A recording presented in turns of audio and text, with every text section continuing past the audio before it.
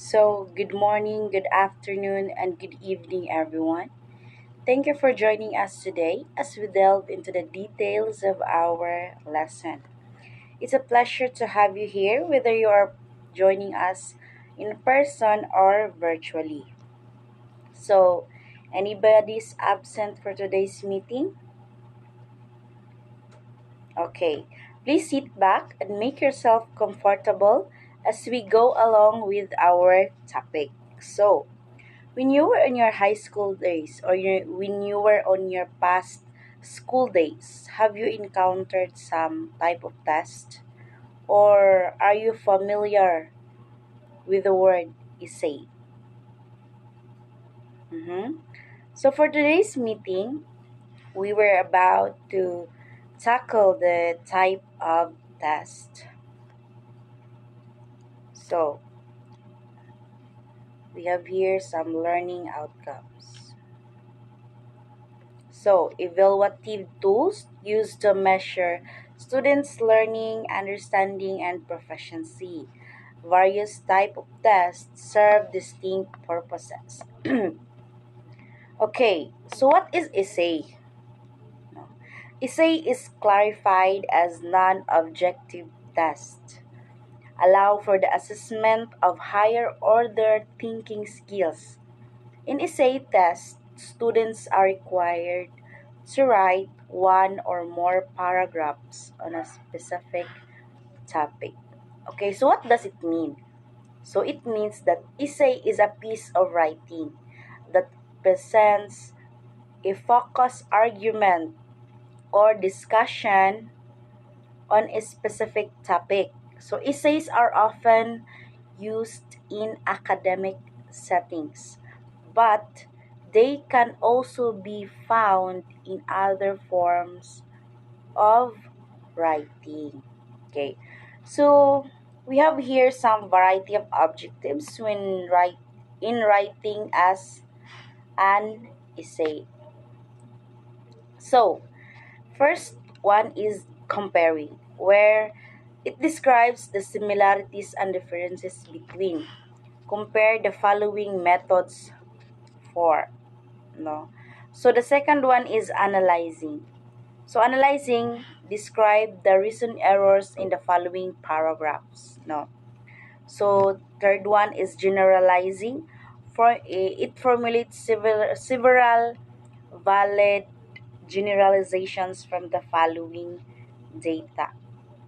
Classifying, what do the following items have in common? Then applying, using the principles of as a guide, describe how you would solve the following problem in situation. Then lastly is creating. It is making up a story, or it is describing what would happen. Okay? So there are also some types of tests. So what are they? So the first one is restricted essay. Okay. So and the second one is non-restricted or extended essay.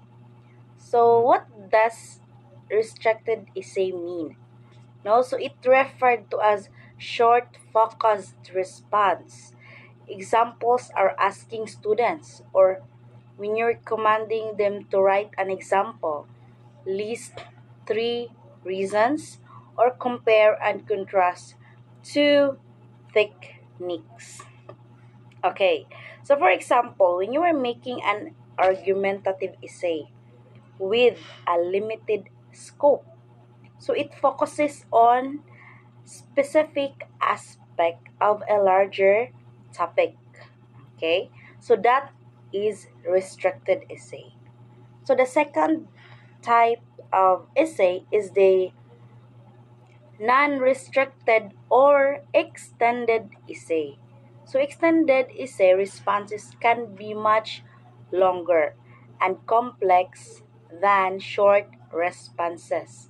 But students are encouraged to remain focused and organized. So for example, a research essay A research essay, these essays delve deeply, no? So delve deeply into a specific topic, drawing an extensive research and analysis. Okay, so that is non-restricted or extended essay. So, we have here some guidelines for the formulation and scoring essay test. So, the rule one, no. So, phrase the direction in such a way that students are guided on the key concept to be included, or specify how the student would respond. No. So, the rules, rule two, inform the students on the criteria to be used for grading these essays. No, you must inform the students. This rule allows students to focus on relevant and substantive materials rather. Okay, so the rule 3, put a time limit on the essay test. So when you were making up a essay test, you should put a time limit. Okay, so so the rule 4, decide on your essay grading system prior to getting the essays of your students.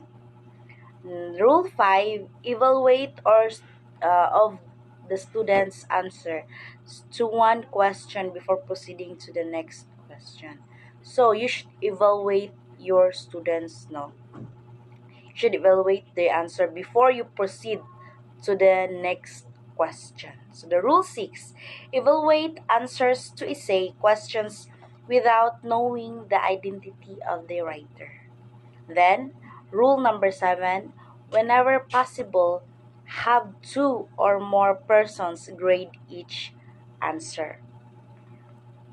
So the rule number 8, do not provide optional questions. It is difficult to construct questions of equal difficulty, and so teacher cannot have a valid comparison of students' achievement.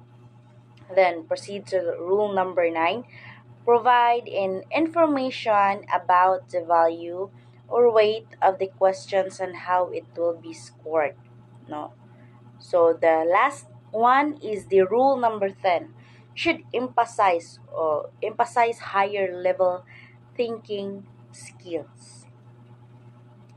Okay, so do you have any questions or qualifications? Okay, so thank you for listening for this topic. Thank you for giving me a little time to tackle you this lesson. So that's all. Thank you.